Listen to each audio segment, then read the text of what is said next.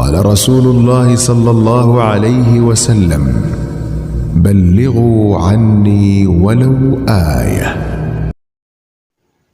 نحمده ونصلي على رسوله الكريم. عن أبي هريرة رضي الله تعالى عنه عن النبي صلى الله تعالى عليه وسلم قال: من صلى على جنازة فله قراءة، ومن انتظر حتى يفرغ منها فله قراءتان. قالوا: وما القراءتان؟ قال: مثل الجبلين. سیدنا حضرت ابو ہریرہ رضی اللہ تعالی عنہ روایت نقل فرماتے ہیں کہ نبی کریم صلی اللہ تعالی علیہ وسلم نے فرمایا: جس نے نماز جنازہ پڑھی اس کے لیے ایک قرات کا ثواب ہے، اور جو دفن سے فراغت تک انتظار کرتا رہا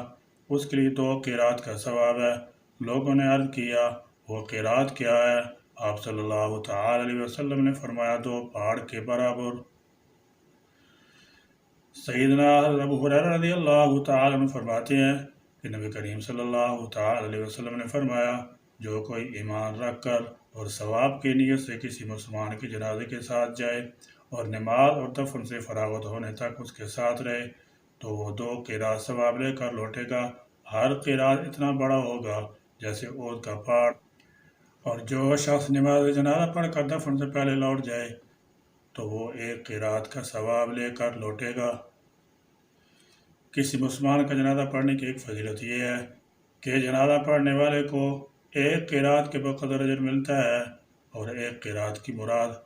خود احادیث مبارکہ میں ہے کہ وہ احد پہاڑ کے بقدر ہوگا۔ نیز جس میت کا جنازہ پڑھا جا رہا ہے تو اگر جنازہ پڑھنے والے 40 یا اس سے زائد افراد ہوں تو اللہ تعالی جل شانہ اس میت کے حق میں ان جنازہ پڑھنے والوں کی سفارش کو قبول فرما لیتے ہیں۔ حدیث میں بیان کردہ اجر عظیم صرف اس کو حاصل ہوگا جو صحیح عقیدہ کی حالت میں صرف اللہ تعالی جل شانہ کو راضی کرنے کے لیے اخلاص کے ساتھ کسی مسلمان معاہد کے جنازہ میں شرکت کرے گا، ورنہ دنیاوی اغراض و مقاصد اور رشتہ داری و ملازمت کے لحاظ سے شامل ہونے والا اجر و ثواب سے محروم ہوگا۔ جنازہ کے ساتھ پیدل چلنا اور سوار چلنا دونوں جائز ہے، لیکن پیادہ چلنا افضل ہے۔ اگر کوئی شخص جنازہ کے ساتھ سواری پر چلے تو اسے چاہیے کہ وہ جنازے کے پیچھے پیچھے چلے۔ ہاں، پیادہ چلنے والے کے لیے جنازہ کے آگے چلنا بھی جائز ہے اور پیچھے بھی، لیکن اس کے لیے پیچھے ہی چلنا افضل ہے۔ اللہ تعالی جل شانہ نے ہر مسلمان کے دوسرے مسلمان پر 5 حق رکھے ہیں جن کو ادا کرنا اخلاقی اور شرعی فرض بنتا ہے، اور انہیں حقوق العباد کا درجہ حاصل ہے۔ ان 5 حقوق میں سے ایک حق یہ ہے کہ جب کوئی مسلمان بھائی فوت ہو جائے تو اس کی نماز جنازہ ادا کی جائے، اور یہ نماز جنازہ حقیقت میں اس جانے والے کے لیے دعا ہوتی ہے کہ اللہ تعالی جل شانہ اس کی اگلی منزل کو آسان فرمائے۔ اس لیے کثرت سے دعائیں کرنی چاہیے، لیکن بدقسمتی یہ ہے کہ عوام الناس میں اکثر لوگ ایسے ہوتے ہیں جن کو جنازے کے مسائل تو دور کی بات جنازہ میں پڑھی جانے والی دعائیں بھی یاد نہیں ہوتی، جس وجہ سے وہ اپنے جانے والے عزیز کے لیے دعا بھی نہیں کر سکتے، جبکہ اس کے مقابلے میں بعد میں مختلف بدعات کو اختیار کر کے مرنے والے کے ساتھ حسن سلوک کا رویہ ظاہر کرنا چاہتے ہوتے ہیں، جو کہ درست نہیں اور شریعت کے خلاف ہے۔ موت کی یاد سے دنیا کی زندگی کی بے ثباتی اور ناپائیداری کا احساس ہوتا ہے، اور آخرت کی حقیقی زندگی کے لیے حسن ملک کا جذبہ اور رغبت پیدا ہوتی ہے۔ یاد موت کا اہم ذریعہ زیارت قبور ہے۔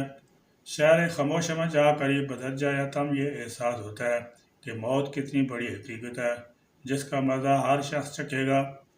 ابتدائے افرینش سے آج تک یہ سلسلہ جاری ہے اور تا قیامت جاری رہے گا۔ جلیل القدر انبیاء علیہ السلام مبعوث ہوئے اور باری باری موت کا مزہ چکھتے رہے۔ اسی طرح بدا میں خیش خدائی کا دعویٰ کرنے والے بھی آئے، ختم نبوت کا دعویٰ کرنے والے بھی آئے،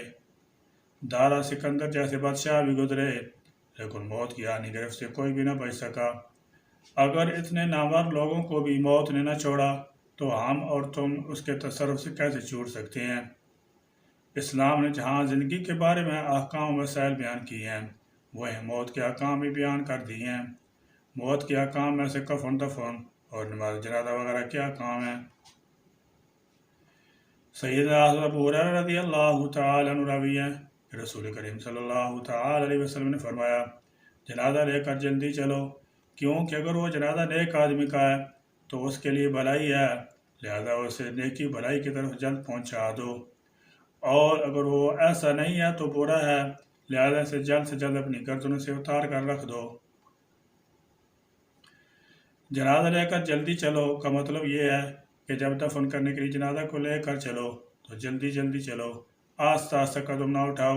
لیکن جلدی سے دوڑنا مراد نہیں ہے بلکہ متوسط چال مراد ہے کہ قدم جلد از جلد اٹھیں اور پاس پاس رکھے جائیں، یعنی چھوٹے چھوٹے قدم ہوں، جس کا اصل یہ ہے کہ جنازہ لے کر چلنے کی چال معمولی چال سے تو بڑی ہوئی ہو لیکن دوڑنے سے کم ہو۔ اگر وہ جنازہ نیک آدمی کا ہے تو جلدی چلنے کا فائدہ بیان کیا جا رہا ہے کہ تم جس شخص کا جنازہ لے کر چل رہے ہو اگر اس کی زندگی اچھے احوال اور اچھے اعمال کے ساتھ گزری ہے تو اسے جلد از جلد لے کر چلو تاکہ وہ آخرت کے ثواب اور حق تعالیٰ جل شانہ کی رحمت تک جلد سے جلد پہنچ جائے۔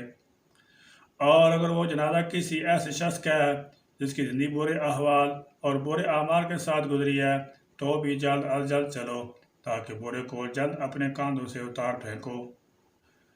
سیدنا حضرت ابو سعید رضی اللہ تعالیٰ عنہ راوی ہیں کہ رسول اللہ صلی اللہ تعالیٰ علیہ وسلم نے فرمایا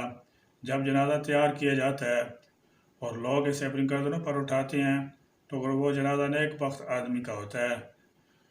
تو اپنے لوگوں سے کہتا ہے کہ مجھے میری منزل کی طرف جلد سے جلد لے چلو، اور اگر بدبخت آدمی کا جنازہ ہوتا ہے تو اپنے لوگوں سے کہتا ہے کہ ہائے افسوس مجھے کہاں لیے جاتے ہو۔ جنازہ کی اس آواز کو سوائے انسان کی ہر چیز سن سکتی ہے، اگر انسان اس آواز کو سن لے تو بے ہوش ہو کر گر پڑے یا مر جائے۔ نیک بخت یعنی مومن مرتا ہے اور اس کا جنازہ تیار ہو جاتا ہے تو چونکہ جنت کی نعمتیں اور حق تعالیٰ جل شانہ کی رحمتیں دیکھتا ہے اس لیے اپنے آپ کو جلدی لے چلنے کے لیے کہتا ہے۔ اس کے برخلاف جب بدبخت انسان موت کی گود میں پہنچ جاتا ہے اور اس کا جنازہ تیار کیا جاتا ہے تو چونکہ وہ عذاب کو سامنے دیکھتا ہے اس لیے وہ ویلا کرتا ہے اور اپنے لوگوں سے کہتا ہے کہ مجھے عذاب کی طرف کیوں لے جا رہے ہو۔ علماء کرام لکھتے ہیں کہ مردہ اس وقت حقیقتاً کلام کرتا ہے، اگرچہ اس کی روح نکل چکی ہوتی ہے، فرق صرف اتنا ہوتا ہے کہ انسان اس کی آواز سماعت نہیں کر سکتا جبکہ دوسری مخلوقات اس کی آواز سنتی ہیں، اور یہ چیز کوئی غیر ممکن نہیں ہے کیونکہ اللہ تعالیٰ جل شانہ اس پر قادر ہے۔ یہ بالکل ایسا ہی ہے جیسے کہ مردہ اپنی قبر میں سوال جواب کے لیے زندہ کیا جاتا ہے۔ اللہ تعالیٰ جل شانہ ہم سب کو اپنے احکام اور حضور اکرم صلی اللہ تعالیٰ علیہ وسلم ارشادات کے مطابق زندگی گزارنے والا بنائے، آمین یا رب العالمین۔ وآخر دعوانا الحمدللہ رب العالمین۔